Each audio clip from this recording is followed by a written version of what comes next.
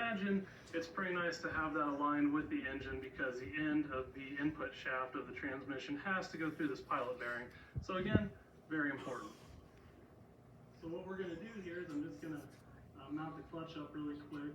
Most clutches will tell you if it's important which side of the clutch needs to go onto the engine. So obviously this says flywheel side, so naturally that is the side that's going to be touching the flywheel. So what I'm going to go ahead and do is put my lineup tool through there, and I can coordinate here, put it on the end of the pilot bearing. So now we see that our clutch is nice and perfectly aligned in our flywheel, and now we can get our pressure plate mounted.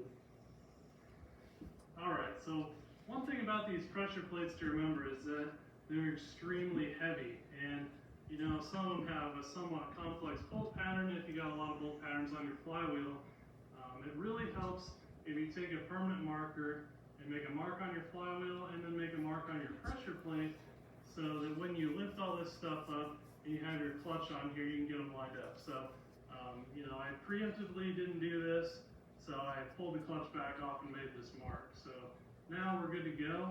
Again, you want to make sure that you have all the proper hardware, which I do for this particular engine. So I'm going to remove this, we're going to put our flywheel on, and then we're going to lift our pressure plate on there, and we should be fine. Again, you know, it's pretty heavy, kind of hard to hold on to, so it'll just help you out if you make that mark. Again, you want to install the actual clutch disc on the side of the flywheel that's marked flywheel side, so that's pretty simple there. Again, you can see that this takes several hands and some finesse to get this right, because that wants to